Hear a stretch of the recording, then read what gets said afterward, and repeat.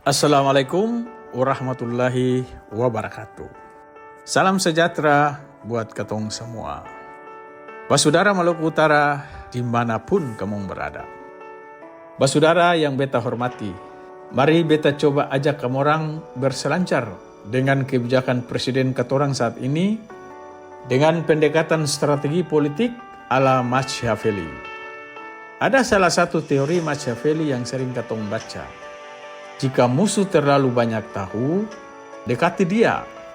Jika sudah jinak, ampuni dia. Jika masih resisten, singkirkan. Yang perlu saudara dorang ketahui bahwa dalam prinsip dasar strategi, kekuasaan tidak memaafkan kelemahan dan tidak membiarkan ancaman tetap tumbuh, tapi kekuasaan bisa merangkul musuh jika itu membuatnya lebih kuat. Mari ketong mulai berselancar. Kalimat pertama, jika musuh terlalu banyak tahu, dekati dia. Dalam dunia kekuasaan, tidak ada yang benar-benar musuh. Dan tidak ada yang benar-benar sahabat. Yang ada hanyalah posisi. Apakah kamu berguna atau mengancam? Katorang sedang menyaksikan sebuah pola, bukan sekedar kebijakan hukum, tapi manuver kekuasaan tingkat tinggi sekali. Abolisi kepada Thomas Lembong dan amnesti kepada Hasto Kristianto. Dua figur yang di waktu berbeda menjadi pengganggu narasi besar. Tapi hari ini mereka didekati, dijinakan, lalu diampuni. Ini bukan kebetulan bro, ini strategi. Tom Lembong sangat tahu detail soal ekonomi, investasi, dan permainan elit dalam masa pemerintahan sebelumnya. Sebagai mantan pejabat yang dekat dengan lingkaran kekuasaan sebelumnya, Tom Lembong tentu memiliki banyak informasi dan pemahaman mendalam tentang kebijakan dan dinamika pemerintahan terdahulu. Demikian pun Hasto Kristianto. Orang ini tahu banyak tentang arus gelap politik dalam tubuh partai PDIP. Dan mungkin siapa yang bermain dalam kasus Harun Masiku dan ijazah palsu yang ramai saat ini. Sebagai sekretaris jenderal partai yang sangat berpengaruh dan pernah menjadi pendukung utama rezim Joko Widodo, Hasto adalah figur kunci. Jika Hasto mengalami perlakuan hukum yang bagi dia sebuah kriminalisasi, tentu berdampak ketegangan politik yang signifikan antara pemerintah saat ini dengan PDIP. Beberapa pekan sebelum keputusan besar diambil, Presiden Prabowo tidak serta-merta membuka pintu pengampunan. Melalui Sufmi Dasko dan tangan-tangan halus di lingkaran istana, dorang sampaikan pesan diplomatis kepada Tom Lembong dan Hasto. Bangsa ini butuh tenang bro, bukan dendam. Berbagai pertemuan informal, makan malam tanpa kamera, dan percakapan tanpa notulen menjadi jembatan.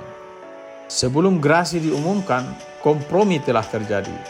Bukan soal benar atau salah, tapi soal menjaga keseimbangan di tengah badai politik yang belum reda. Saudara Maluku Utara dimanapun kamu berada. Mari kita lihat kalimat kedua. Jika sudah jinak, ampuni dia. Karena dorang khawatir dengan pengetahuan atau informasi Tom Lembong yang kapan saja ini bisa menjadi basis kritik vulkanik atau bahkan menjadi potensi gangguan tektonik terhadap pemerintahan Prabowo, maka tawaran abolisi pun menjadi langkah mitigasi bagi pemerintah. Abolisi bisa membersihkan nama Tom Lembong dari potensi tuntutan hukum yang secara tidak langsung dapat meredakan motivasinya untuk menjadi oposisi yang vokal. Pola ini dapat dilihat sebagai upaya untuk mendekati dan menetralkan potensi ancaman, sekaligus mengirimkan sinyal, "Hei Lembong, ini pemerintahan baru. Katorang seng mau perpanjang konflik masa lalu Nah begitu. Begitupun juga dengan Hasto. Pemberian amnesti atau penghentian proses hukumnya dapat diinterpretasikan sebagai upaya untuk menjaga hubungan baik atau setidaknya meredakan friksi dengan PDP. Ini adalah langkah untuk mendekati PDP yang berpotensi menjadi oposisi kuat dengan harapan PDP akan menjadi jinak atau banteng loyo, begitu.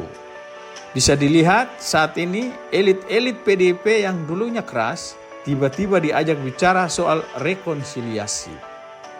Partai-partai dan tokoh-tokoh yang berlawanan dalam Pilpres 2024 kemarin ditarik ke dalam koalisi pemerintahan saat ini.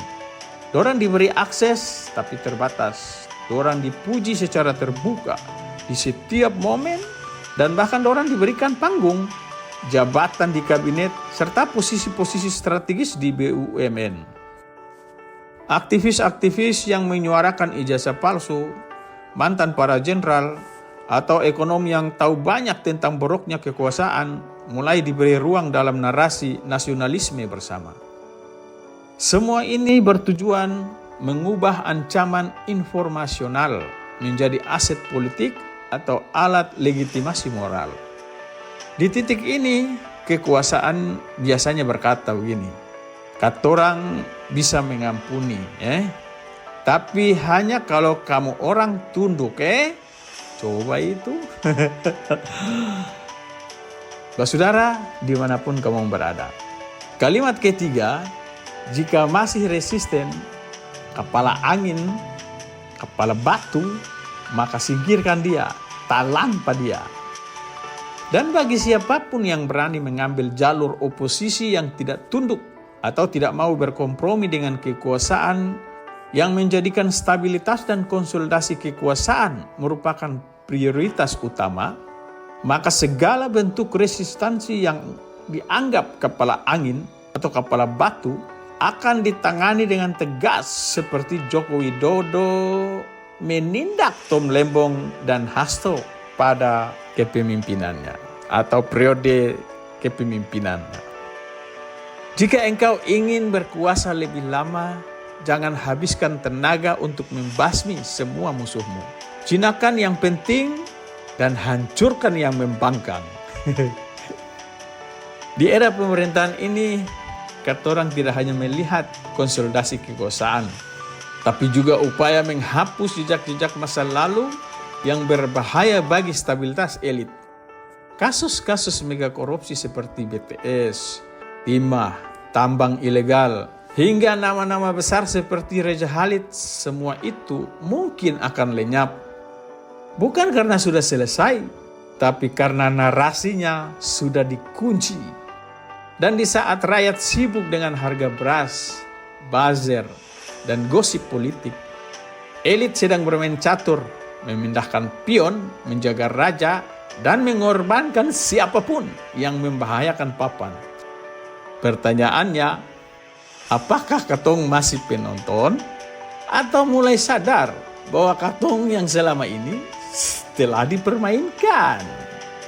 Everyone sees what you appear to be. You experience what you really are. Setiap orang melihat apa yang kau tampakkan. Sedikit yang mengalami siapa dirimu sebenarnya. Niccolo Machiavelli. Demikian pendapat kami tentang pendekatan strategi politik Machiavelli dalam kasus pemberian abolisi kepada Tom Lembong dan amnesti bagi Hasto. Bagi teman-teman yang punya pendapat lain, silakan berikan komentar di kolom komentar di bawah ini. Terima kasih atas atensinya. Wassalamualaikum warahmatullahi wabarakatuh. Salam dari Kayu Merah Puncak.